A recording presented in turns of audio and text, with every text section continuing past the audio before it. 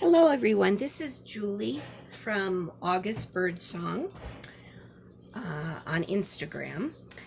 Today I'm going to continue, excuse me, to do work with the piece we were looking at yesterday, but I just wanted to kind of introduce what the video is going to be focusing on.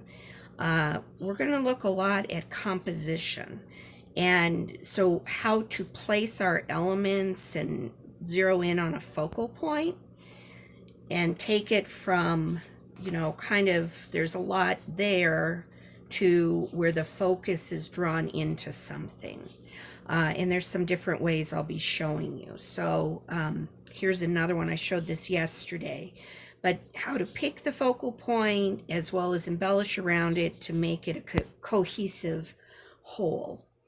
Now, yesterday, my video stopped short of how far I got, and I didn't realize that. So if you watched my first video, it may look a little different from where it ended yesterday.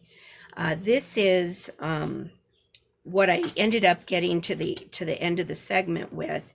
And you'll remember I was talking about kind of creating some depth with your scraps by, taking your distress ink, and before you put, say, a torn page down, adding kind of some dimension to it to make it kind of stand out a little bit more. And so different layers kind of have different depths to them. And so that's one way. And yesterday I mentioned Jessica Rapp. I saw her doing this with collage and using the distress ink, but I kept saying she was using her stamping. What I meant was she's using these,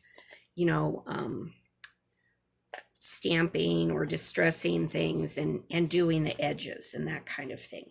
But I kept saying she was using stamping, like stamps, to do the edges. So that sounded kind of goofy. But anyways, back to this here. Again, my lowest layer here was this sort of mauve-y purple paper, or rose toned. And then I've built it up with book pages. These are from the add-on kits in Medieval Mirage and all, just scraps. This is all done just on a Better Homes and Garden old cookbook from 1963, on a page from that. And so this is what I'm going to be working with. Now, this is my base layer. And remember that you don't want to put your favorite things all on this layer, because everything else is going to go on top of it, and chances are that it's going to start to get covered. So at a point like this, I can decide, okay, do I want it to be a full page? Do I want to maybe cut it down the center and make it into two separate pieces? These are ones I made, and I use them as bookmarks, but they could be added to a journal page and be almost like a flip. They could be a large tag in a journal that you tucked in a pocket. So pretend this is a pocket, and I could tuck a big tag, whatever you want to do with it. But this is the point where I need to decide, am I going to cut the paper in half and use it that way? Do I want to maybe even, cut it in thirds or in fourths, make real thin bookmarks? These are some collage pages I cut down from a piece of scrapbook paper yesterday. And I think the original was, the original piece I had was something like this. And it was busy, and I just didn't see it coming together at the full size. And so I had a sense I wanted sort of little vignettes from each section of the collage. And so I cut it apart. And at that point, it didn't have these focal points on it. Okay, it was just the background, no quotes or anything like that.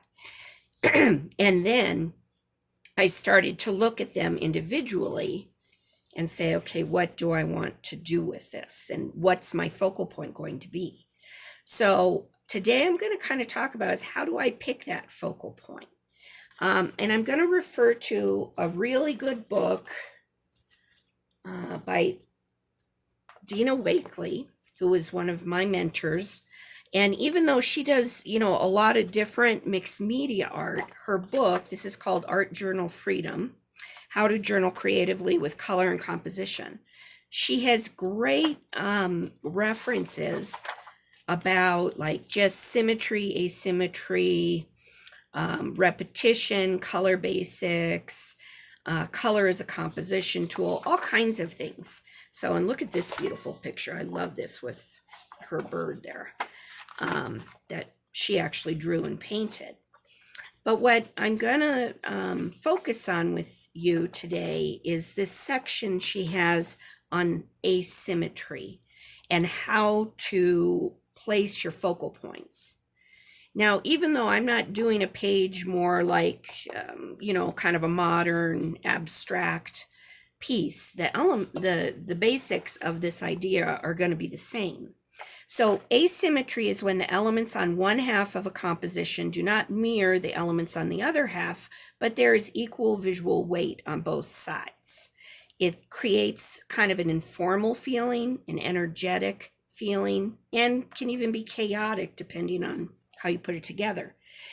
She says, I balance the visual weight of the strong figure with the 3 white circles that start behind the figure. And here's the picture she's talking about. So you have this bigger focal point here and these other little elements coming in. But what I want you to notice is the triangle, okay? And she creates that with the rule of 3. And that has to do with this grid. These red dots are power points, and they help create that sense of balance, even when you have something that visually the elements aren't equal. They're not parallel exactly and everything. But our eye likes to see an odd number. So think of the triangle. Our eye tends to prefer seeing odd numbers, especially 3. Or it could be 5 elements or 7 elements. When you use these 3 elements on the page, your eyes look at each one and then connect them together to form a visual triangle. And that adds stability to the way we see the whole picture, okay? And so even though my page is going to look very different from this, I'm going to apply this idea of the rule of 3s and the power points, those red dots. And here's how I'm going to do it. Okay, here's my page, and I've used, these are just cutoffs from when I cut up a digital kit, and you've got the margins and the borders. And sometimes I stamp on them, stamp on those bits and cut them apart, and then I have a little thing of all these different words or a short quote if it's a short quote. But I'm going to use them this way today. Here is my grid, okay, somewhat. And let me stand up to check that this is filming. Okay, because the first time I did this lesson, it wasn't filming. So this is my second time through. Now I'm a teacher. I'm no longer teaching full time, but I'm used to teaching lessons like 5 in a row. So I guess my first video was my warm-up. You just saw we had that grid, which I just dismantled because I was talking and not thinking. And what I want to do in picking an element for this page, I want to think about, again, these are like the red, I don't have a pen right there, but think of my X's here as those red dots. And I want my focal point to be intersecting those X's, that grid area. I can build out from it, but I want my eye to come into that, okay? And if we look at one of my ones that's already done, let's try to apply that real quick. So here's my starling again. And think about, again, those X's. So my starling is intersecting that segment, okay? And then I have built up flowers around it. And if you look at it, some I've tucked under it before I glued it. This is coming over it. These are under it, even back here. Those help, again, give that dimension. But notice they're connected. And what I'm saying is we don't want to I've got a few different things here just to play with. We don't want to necessarily, okay, the bird's kind of in the center there, but, just have my flower down here and, maybe a leaf there, maybe, a quote just up there. It is sort of connecting that, but at the same time, everything's a little bit too isolated. Or, maybe I don't have that, even though it's two, and we often think of two as, a pair is a good thing. Visually, the page needs more, because right now my eyes are getting drawn into that background, and there's a lot of stuff going on. And that's making it harder for me to kind of grasp, okay, what is this page? Now I could help it by kind of taking the leaf under there maybe, or under a different part of the bird. Okay, maybe adding another leaf or two, or a flower, something like that. And that's not bad. I still have this space here kind of bugging me. And here I've got a flower. Could maybe do something like that. I don't know if that's exactly how I want to leave it, but do you see how from going from having them all sort of isolated on their own islands, now it's drawing it all in. And if I put this back,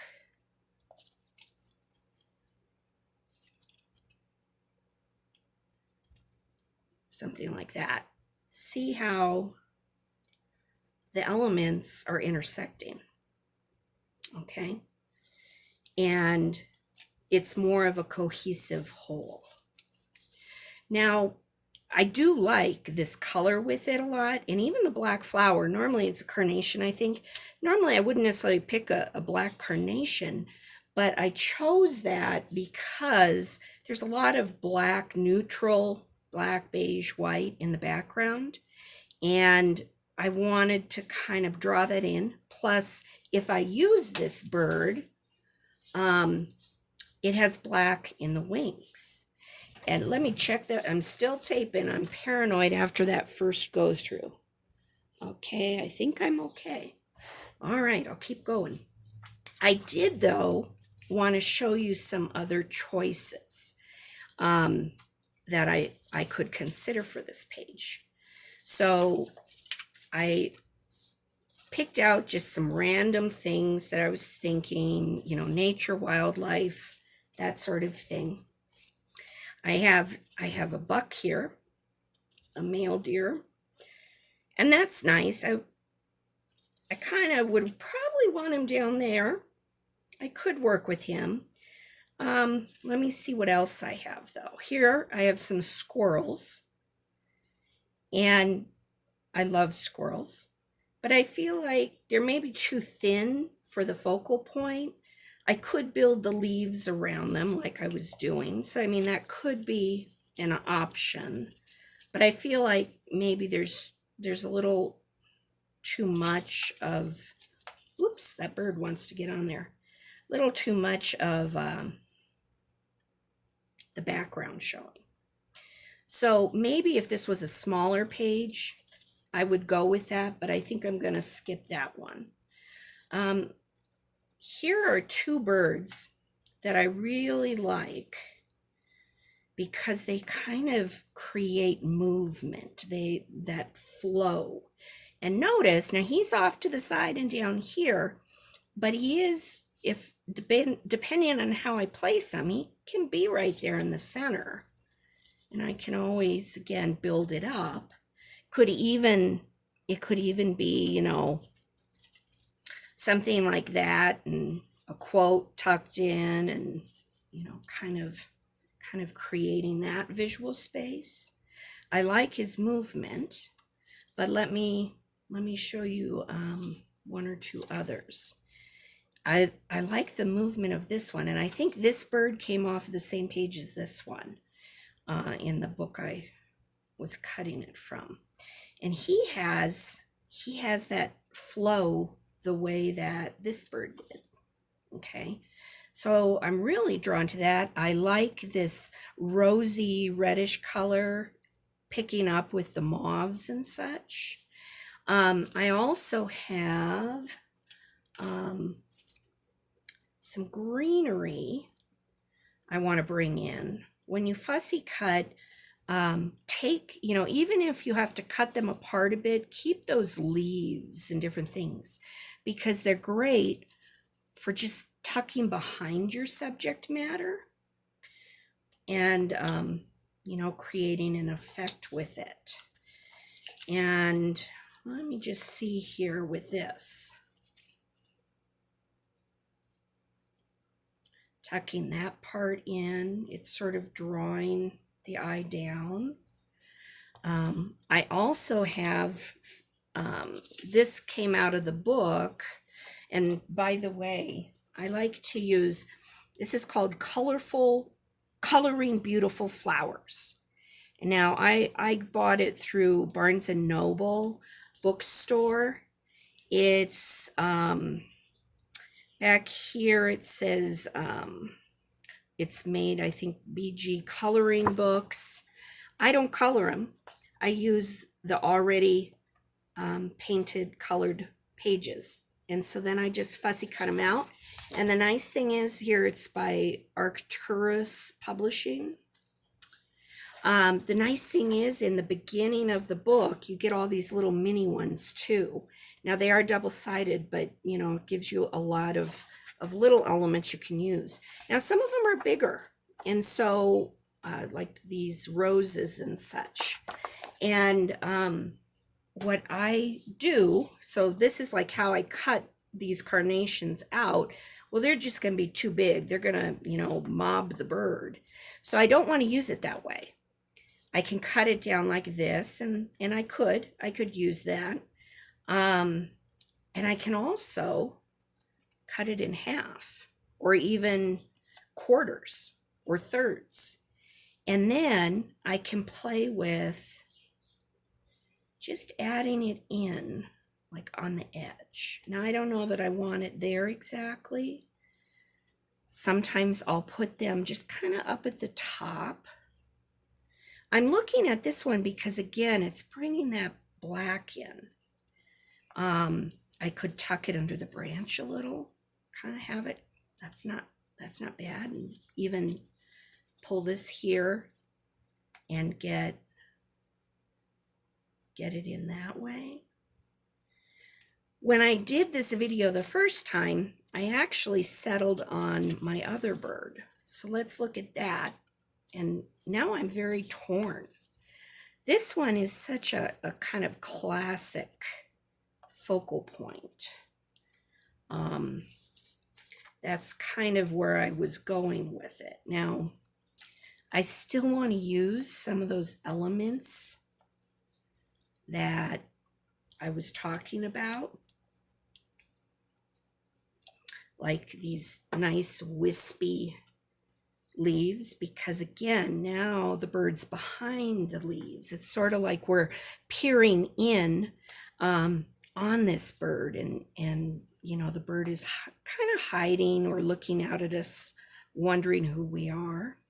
I could put that behind the bird. It kind of takes away the busyness of the background. I might kind of move it, kind of tuck it in a little bit more. See, it doesn't really matter now that it's a flower cut in half, and I could stick a whole flower and just have half of it showing, but why waste the other half? Let me find the other half. So here's the other half of it. So, you know, maybe I am going to do something like that.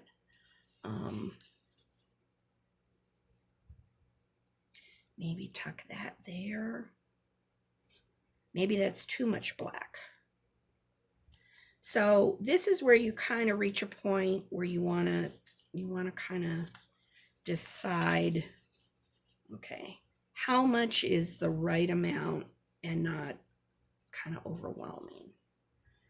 Okay, and then I do like it tucked behind the bird there, though. It makes the red really pop. And I'll tuck that under the leaf. I think I'm gonna go with it something like that.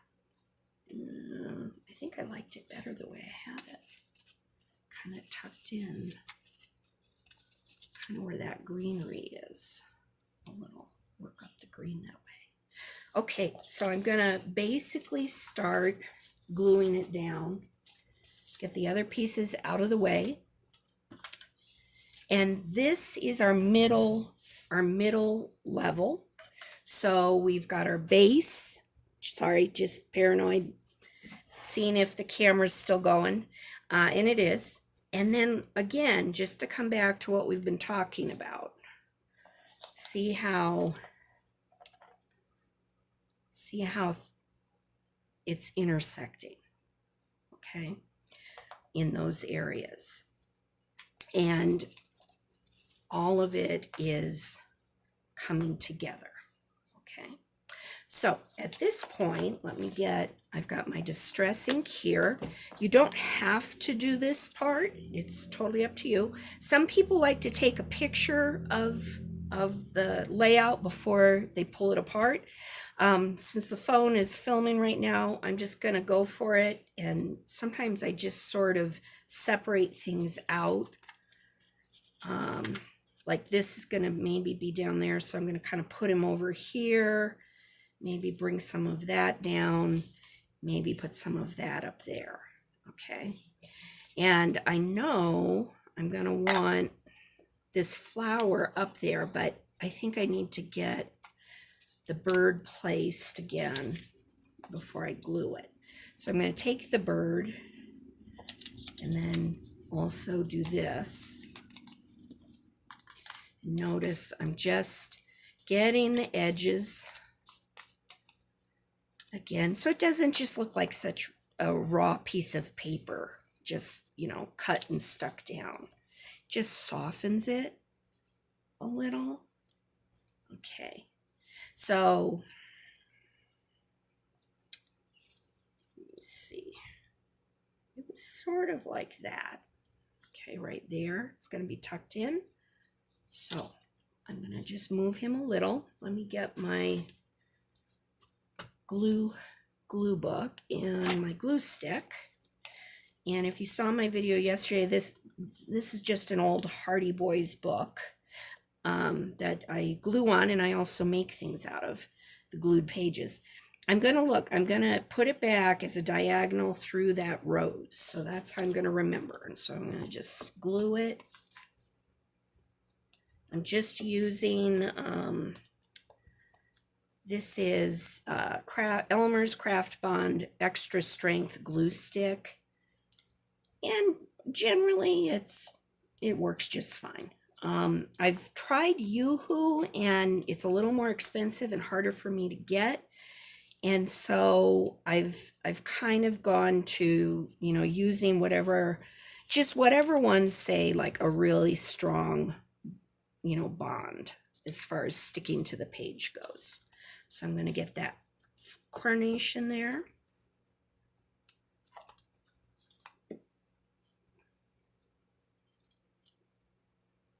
Kind of right through there. Okay, my bird will ultimately be going about there. All right, but before I put him down, I'm gonna distress these other elements.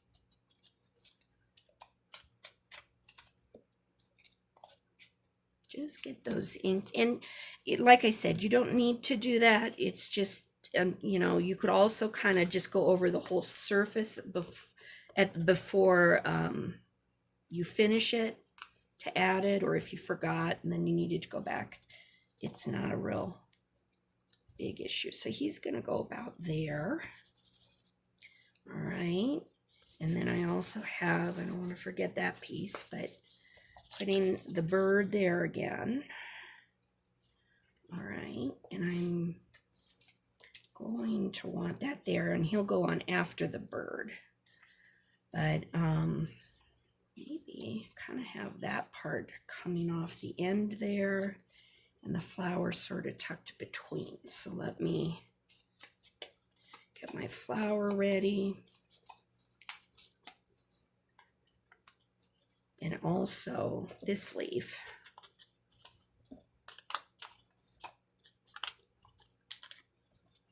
I mentioned that I'm a teacher, but not an art teacher.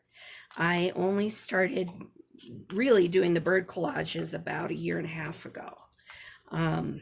But I taught middle school and high school English, language arts, literature, writing, that kind of thing for years. And teaching is something I have always wanted to do and to be. And now that I'm not teaching full-time anymore, it's been hard to find something to fill kind of that creative side of me, because teaching, even though I'm not doing art, it's a lot of elements trying to bring together, whether it's a story or a piece of writing, trying to bring together kind of a cohesive whole, just like this, and trying to pull it together and have it make sense, and have it make sense to kids. So I miss not having my own classroom. All right, he'll go on last. I'm not sure I like the flower that way, but let me just try one more time here looking at that. Not sure if that's the way I want it or not.